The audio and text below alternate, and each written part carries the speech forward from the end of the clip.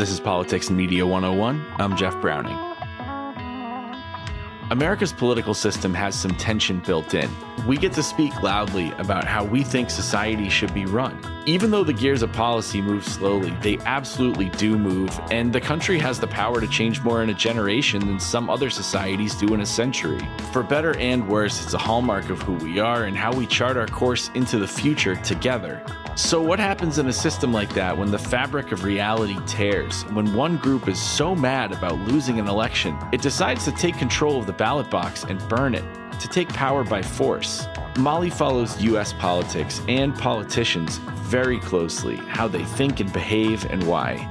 We talked to her about all of this, about some of the dark forces and shadows surrounding certain elements of U.S. politics, about what individuals and voters can do, and about why it matters. As a reminder, like all of our episodes, this is an edited version of a longer conversation that was taped live with audience questions. For information on how to join us and past episodes, please visit our website, pm101.live. Please also take a second to subscribe so you don't miss our next episode coming this Wednesday, featuring Ana Kasparian, who's co-host of The Young Turks. Without any further ado, let's roll the tape.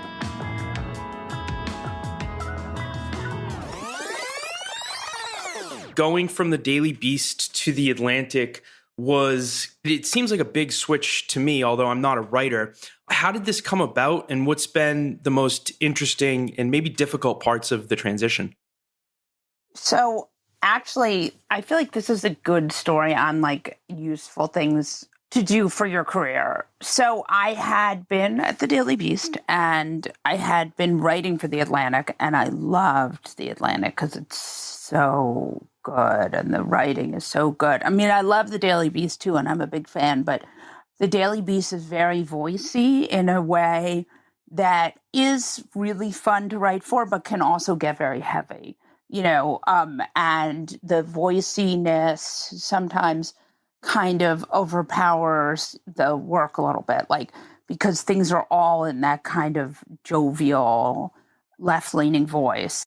I came from the world of novels, so I'm much more interested in the texture of writing than I think a lot of people in the nonfiction realm are.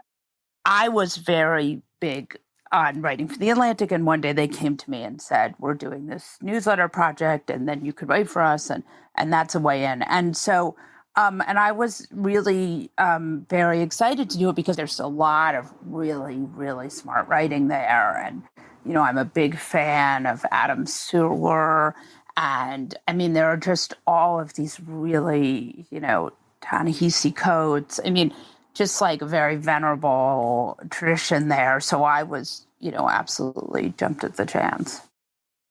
Could you help me understand what is a newsletter structurally from a writing perspective? It's become massively popular with Substack and everybody having newsletters, but also having a lot of followers that are willing to pay for this. So from a structural writing standpoint, what defines a newsletter? And if you are writing a newsletter, what makes it good? There's a lot of power in writing those newsletters because you can link to stuff or not link to stuff. You can make a story bigger than it might otherwise be. So the thing that I write is more just I write a piece every week and I put it on my newsletter. And so I do that. And then I write for the Atlantic site and then I write for Vogue. So it's not the same kind of newsletter. And, I'm always trying different ways of getting my content because I try to read all the stuff. I read Punchbowl News mainly for my politics. I have Punchbowl too, yeah. They're pretty good, and aren't they? I have moments when I want to, yes, they are very in the weeds and they're very good. I hear a and butt they coming. cover Congress very well, and I like Jake and Anna a lot. They're a little bit conservative, and you can just tell that they're more plugged in with the conservative staffers. I would also say that, and I think this is one of Democrats' biggest problems, and I mean, among many, I don't think that Democratic members of the elected class play ball the way Republicans do. And so that affects their coverage. So can you get into that? Play ball, what does that mean for everybody? Really good example. So a really good example is what has happened with the Trump White House versus what happened with the Biden White House, right? there are a couple of things that Republicans have been really smart on that Democrats don't do. And I think they don't do it because they feel ultimately that some of this stuff is sleazy, and I don't think it is. And one of the things I would say, like, if in my mind, I would love to see Joe Biden do his own Twitter. He doesn't have to be crazy, but one of the things that people liked about Trump, and again, I did not like Trump. I do not like Trump. I think he's the greatest danger to democracy of the last 50 years. I don't want him anywhere near the office of the presidency. I want to put all those disclaimers down and I don't think he's even a particularly gifted politician, but I do think people liked that he would do his own Twitter and that they could get close to the president that way. And even if they weren't really getting close to the president, they felt that they were interacting with him. I think that Biden would get a lot of play if he just did his, and he doesn't have to do a million tweets, and we don't want crazy tweets, but I think, a picture of the cat, a little thing about how he's getting on the plane, maybe something about his ethanol speech, stuff that humanizes him because he feels very far away. And I think that one of the things Trump did, I mean, he's a pathological liar, but he felt more accessible. The unemployment rate is below 4%, a pandemic low as more Americans find jobs. President Biden came into office vowing to get the pandemic under control. We now have a national strategy to beat COVID-19. It's comprehensive. It's based on science, not politics. Nearly 63% of eligible Americans are now fully vaccinated. We're very different today than we were a year ago, even though we still have problems. In his first year in office, President Biden did deliver on several key campaign promises. He signed into law the American Rescue Plan, a nearly $2 trillion COVID stimulus bill. After months of negotiations, the $1.2 trillion bipartisan infrastructure bill became law. I don't think it's an exaggeration to suggest that we took a monumental step forward as a nation. The president traveled twice overseas, pledging at every stop that under his leadership, America is back. He quickly moved to put the U.S. back into the Paris Climate Agreement and the World Health Organization. He withdrew American troops from Afghanistan before the 20th anniversary of September 11th. But in that process, a terror attack at the Kabul airport killed 13 American service members. I have the same criticism of the Biden administration as you do. I think from a policy standpoint, they're doing a lot of great things. A lot of great stuff, but nobody knows. Nobody that's knows. The thing. And even it's funny because I was interviewing Bill Browder for the podcast today, and this guy, right, he's the guy who created the Magnitsky Act. Yep. He's very hard on all these governments. He's very mad at this one. He's mad at that one. I said, what is the Biden administration doing that you like or dislike? And he said, I'm very happy with what they're doing. He said, I actually think they're doing exactly the right thing. And this is a very difficult situation, right? Because they're walking between, are you going to be guilty of letting a humanitarian disaster unfold in front of your very eyes, or are you going to get America into World War III, right? I mean, cannot be a worse situation. And Bill Browder says he's doing a great job, but people don't know it because this administration is just not communicating with the American people. How much of this is the press team just being too cautious and maybe afraid that letting Biden be Biden will hurt them, and it's actually sinking the presidency? They're way too cautious about too many things. And they're too cautious about what they put out there. They're too cautious about the way they put it out there. They're too cautious. I mean, look, you have people in that administration like Vice President Harris. She is charming. Let her do her own tweets. Let her do her own Instagram. Let her go and talk to people. She has a huge constituency of women who love her. It's like they're so scared. So I think that they should let him do more. I think they should let her do more. I think the political world has gotten 100 times more vicious and more calculated. I think the Republican Party right now has really hardened against democracy and is, really ultimately doing stuff that is undermining our Constitution. And I can't believe how bad it's gotten. And in fact, when Trump got to be president, I never thought the Republican Party would go along with the kind of stuff they've gone along with. But they're better at communicating with people. Do you think that Democrats have a problem managing expectations with reality? Because, Molly, as we were saying, the Biden administration ended the endless war in Afghanistan, passed a major and much overdue bipartisan infrastructure bill. He's been a masterful on Ukraine, and there's just so many more things that he's doing that are amazing. But yet you had some actors portraying to their voters, maybe to raise money, maybe to get the grassroots efforts out there, things like Medicare for all were going to be on the agenda, things like expanding the Supreme Court. You have these actors that know that these things are dead, but they're selling them to their base and they're selling them to the media as if it's possible for these things to actually get signed into law. Is maybe that a problem with Democratic messaging, where you have people kind of being dishonest on the left with what is possible and what they are telling their voters can get accomplished, so that when these big things do get accomplished, people just don't get that excited? I think some of the problem is that some of these people do think they can be accomplished. If you look at the math, they can't be. I think sometimes Democrats think because they're on the right side of things that sooner or later everyone else will come along. And I don't think that's realistic. I don't understand why things weren't passed as cutouts. It seemed like Nancy Pelosi was really set on getting these mega bills passed. And it struck me that there certainly was a way to pass some of these cutouts, especially when it comes to voting rights. So taking that to the next step, you and I both agree that the Republican Party is, I don't know how to put this, proto-authoritarian, authoritarian curious. I don't know the right term here, but they're willing to take democracy to the brink with the big lie, and everything we've seen. The Democrats are not. So how much should we be pushing our Democratic politicians to go a step further and fight like the Republicans fight, when it could eventually lead to the destruction of the thing that we're trying to protect? I think you have one party that is supporting democracy right now and one party that's not. So it's pretty important that that one party fights as hard as they can. And that would be my hot take.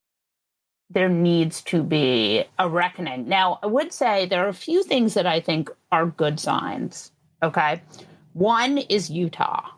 All right. Utah has a Republican governor who refused to do a trans ban, which I thought was a really good sign. You have Mitt Romney not endorsing Mike Lee. You have Evan McMullin running as an independent.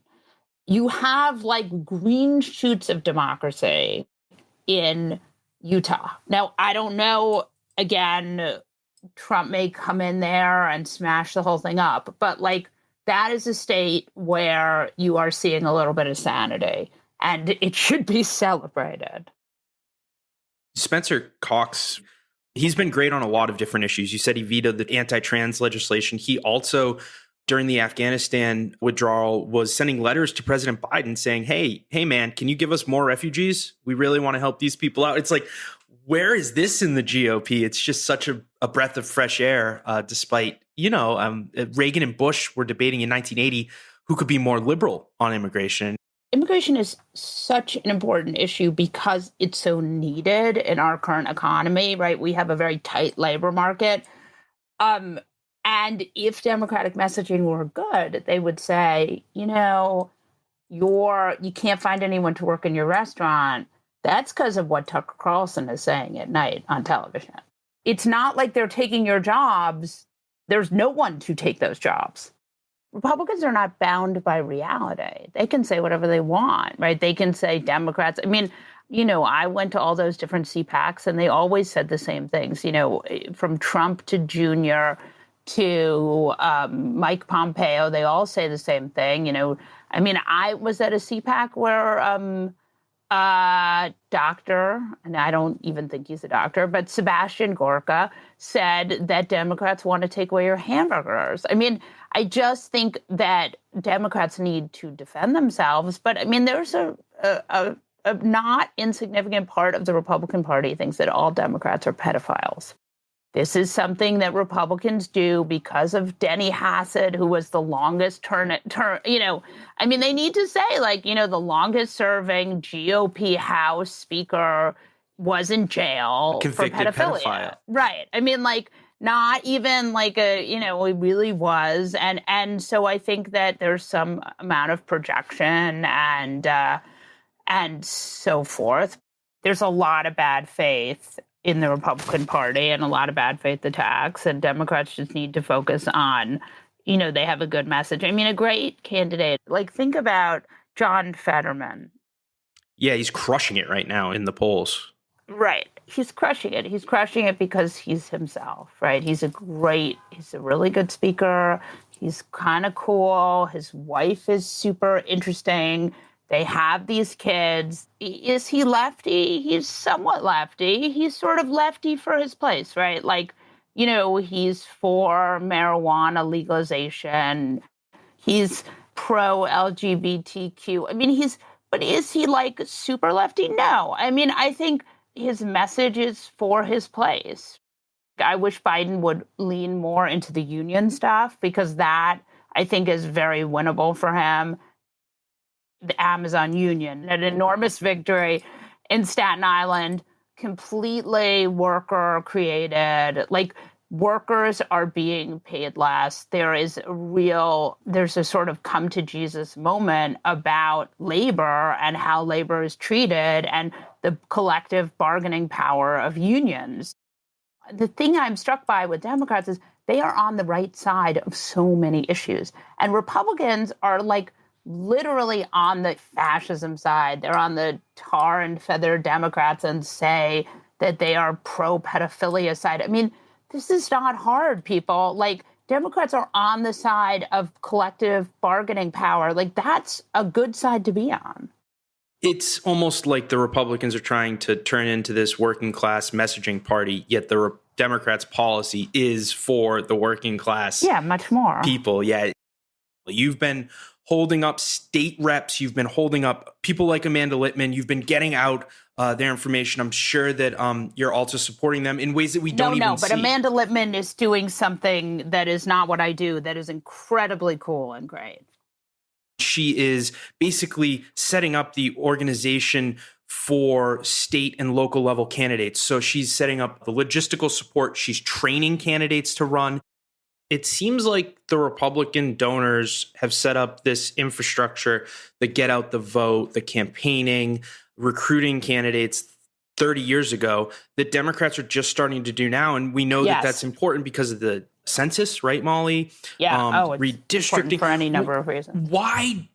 And you have big Republican donors sinking big money into this. Why don't more Democrats hold up state and local? Is it not sexy enough, or is there something at play here that they're just not getting? I would say another little piece of good news here is that we just had these school board races, Wisconsin, New Hampshire, a lot of school board races where the boards sort of came together to keep the QAnon crazies from winning. And that's huge, right? I mean, that's how it's all supposed to be.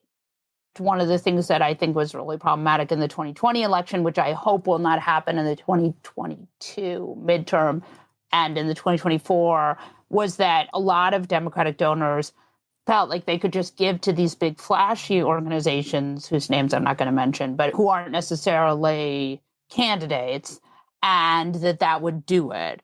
And I think that ultimately, really, it's better to give to the candidates. What's something that somebody said on your podcast that has shocked you or maybe changed your worldview? What has shocked me? The most fun I've had has been, this is not shocking, but it has been really fun. I've really enjoyed getting to know candidates. Sometimes you get senators who are really boring. And I think congressmen are a little less careful, so they're a little more fun. I mean, there's one senator. So we're having a talk before, and I'm like, this guy's great. Why does everyone say he's boring? And then we start rolling tape, and it's like, so boring. They're careful. They're worried, and they're careful. And so ultimately, I respect that. I mean, that's what the job is to be careful. And I'm certainly careful in my own way, but it makes for a less fun interview. I've really enjoyed some of these candidates. I mean, a great example was this guy, Hank for Texas. He did not have a prayer. Texas's first district running against Louis Gohmert. It's an R plus 19. They've like never seen a Democrat. Or it's an R plus 25. I mean, it's like Florida's first district. It's like Matt Gaetz's district. It's very red. But, I've really enjoyed getting to know these people. Like, they've been very interesting, the kind of people who do this, especially when you're running in one of these districts where you don't have a shot in hell, but you're showing people that there are Democrats, which ultimately Amanda Lippman says this very important stuff, which is that really there should be not a single race where a Democrat doesn't run, because when a Republican runs unopposed, it ends up ultimately being quite bad for the Democratic Party in that area, and the Republican margin grows. I think that that's the biggest problem that I have with the Republican Party, Molly, is you had 147 vote to not certify an election after a coup on the Capitol. And these are sensible, like Frank Lucas, former chair of the Ag Committee, Finance Committee, very sensible. And I don't think he's like all of these isms and ists. I think that he's a good guy. But if you're a coward, what good does that do the people that you're supposed to be serving? It's much more fun to have a little bit of, I try to give people a hard time. I've gotten better at that. It's funny, you start on these podcasts and you think, you just want people to like you, but then after a while you're like, oh, fuck it. And so I have really started to give people a hard time. What's nice about a podcast, you do a cable news hit is 3 minutes, 4 minutes, maybe the most it's 11 minutes, and that feels like an hour. But with a podcast, you can really get the person going and get them comfortable and then ask them something horrifying. What I saw today was the performance of QAnon ideology, trying to tie this woman who has perfect integrity that Lindsey Graham has voted for twice to be on the federal bench, to try to tie her to child pornography because they know that's going to activate QAnon voters in November. They fully support Justice Kavanaugh. So we had a lot of Josh Hawley fulminating about protecting children from pornography, et cetera, and Tom Cotton going on about protecting women from rape, et cetera. They supported fully Justice Kavanaugh and were outraged that anyone would ask him about these 3 credible accusations of sexually violating teenagers and college students, okay? So we know they don't really care about that. They also fully support Donald Trump, who has 26 accusers, going all the way from having leered at teenage girls at beauty pageants he was in charge of to rape. So we know they don't care about any of that. We also know they don't care about the rule of law because they refuse to convict Donald Trump of fomenting an insurrection, which Josh Hawley raised his fist to support in real time. So we know they don't care about any of that. Rule of law, the law, none of it. What they care about is performing. Let's go to the audience for some questions. Let's go to Karen, and then we'll go to Andrea. Karen, over to you. Hey, yes, thank you so much, Molly. I just enjoy your Twitter feed so much. It really is something that gives me sort of hope in desperate times. And additionally, I like that article that you wrote about that change is coming. I'm a Black woman, and I am obsessed with voting, and I actually went to Harvard Law School as well. And it's been such a bittersweet process to see how Justice Brown Jackson has been treated. Oh, yeah. So with the added insult of Ginny Thomas in cahoots with Clarence Thomas. So I wonder if you have any thoughts about the Supreme Court and also perhaps about how we can talk about voting rights. Thank you so much. I have been wanting to write about it, but I feel like I'm maybe not the right person to write about it. But it has been such a heartbreak to watch. I mean, this woman she was congressionally confirmed. This was her 4th confirmation. She's been, she was a circuit court judge. She was this judge. She was that judge. She had more training than almost any of them. And then these Republican senators tried to smear her. And because she had no scandals, they tried to smear her on sentencing. I mean, it was just so disgusting. I know the rage that I felt. I can only imagine the rage I would have felt had I, had an experience like her. I mean, it just was shocking. And I would say also, the thing that I was so struck by was they still have a 6-3 court. I mean, the court, they managed to, they installed a Supreme Court justice while people were voting. I mean, It's so preposterous. And even like during the time of her confirmation, they took the clean water provision and they took it on the shadow docket and they voted it down. I mean, this Supreme Court is so conservative and is so out of control that just to watch these Republican senators running interference for it was kind of shocking. I mean, look, Lindsey Graham obviously was trying. He had he had wanted Michelle Childs and that he didn't get her. It was like hell to pay, right? I mean, the way he treated Jackson Brown was obviously because of his hostility and his rage that he didn't get Michelle Childs. It was like a child throwing a tantrum because they weren't given the toy they wanted. I mean, and then at the end, he was like, Michelle Childs would have been better than you. I mean, it was just like, you're a U.S. senator and this is how you conduct yourself. But I actually thought what was worse was the Ted Cruz's and the Tom Cottons talking about the sentencing, this pedophilia sentencing, which, by the way, was completely within the range. And I mean, the one thing I think is important is for us as sort of media watchers is that it showed that Republicans can make anything into a scandal.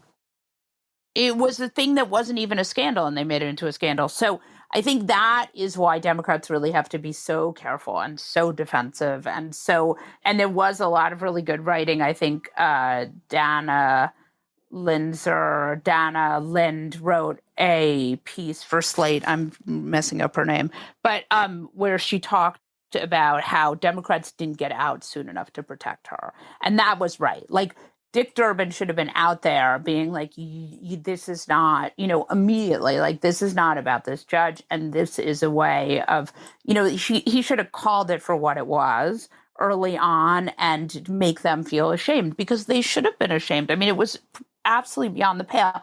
And the idea that they were somehow this was payback for Kavanaugh, which they kept saying, and Kavanaugh had sexual assault allegations against him. Like, it's not the same. Like, to torture someone so I was very upset by it. I thought it was very disgusting, but I think that's where the Republican Party is right now.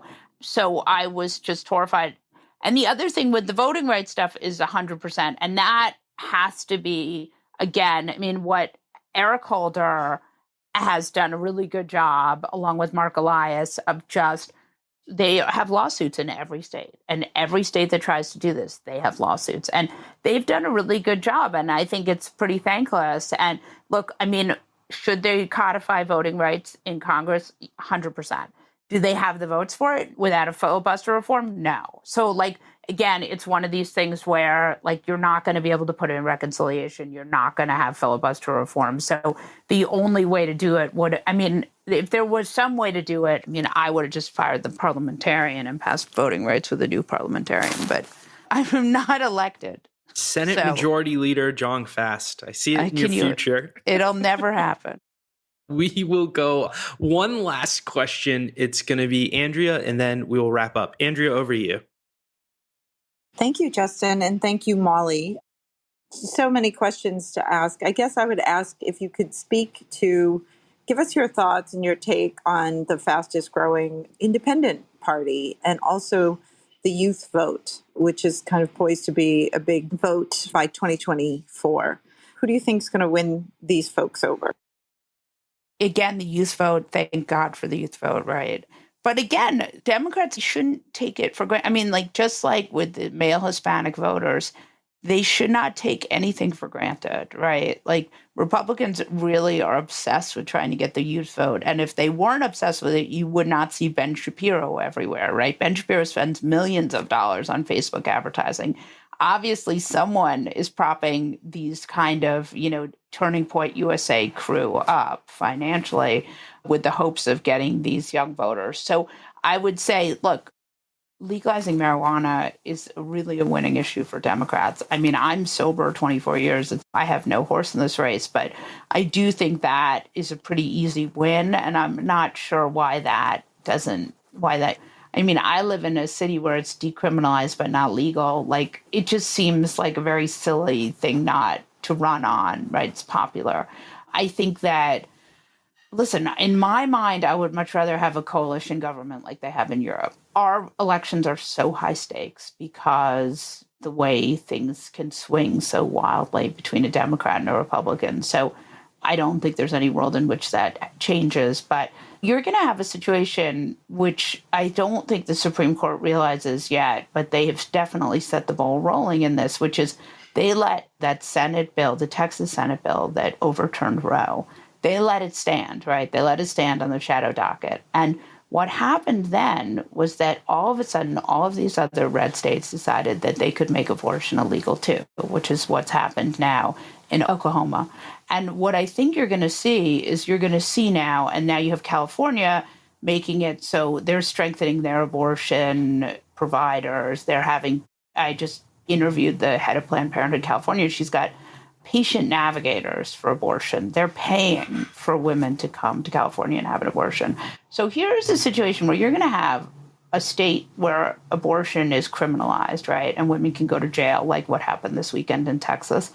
And then you're going to have another state where they're paying for your travel. They're paying for your hotel. They're making it so that you can have an abortion legally. And you're going to have a situation where these states are in the same country. And I think that's going to create a lot of problems. And I don't even think we even see the kind of problems that it's going to create.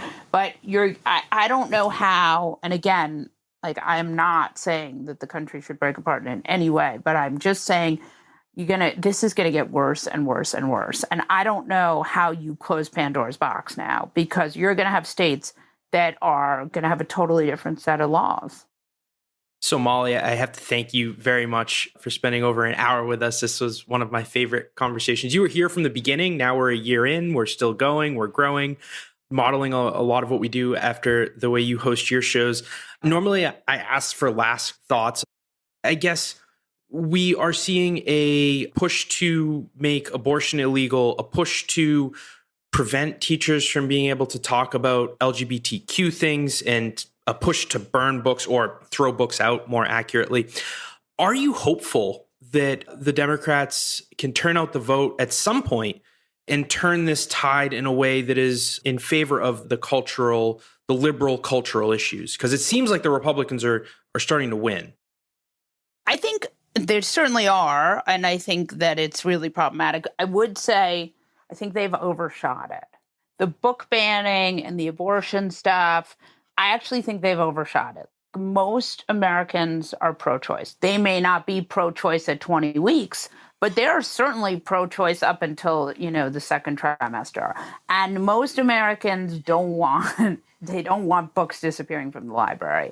And I think that if Democrats can message this is a winning message. People don't want fascism. What's happened in Russia doesn't look good. It doesn't look good to anyone but Vladimir Putin. So I do think there's a lot of misinformation out there, and they've gotten really good at it. There are all these conservative news channels. Tucker Carlson has millions of people watching him every night. But these ideas are still very unpopular.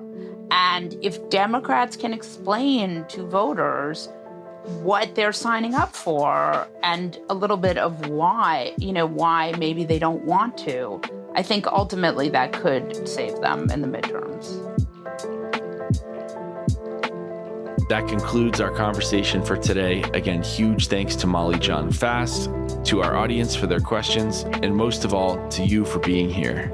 As a reminder, like all of our episodes, this is an edited version of a longer conversation that was taped live with audience questions. For information on how to join us, past episodes, and our upcoming live schedule, please visit our website, pm101.live. Please also take a second to subscribe on whichever streaming service you're using right now so you don't miss our next episode this Wednesday featuring Anna Kasparian, co-host of The Young Turks. This has been Politics and Media 101, produced in partnership with Clubhouse. Wherever you are in the world, thank you for being a part of this community. I'm Jeff Browning on behalf of Justin Higgins and John Gunnison, our co-founders. We hope to hear from you soon.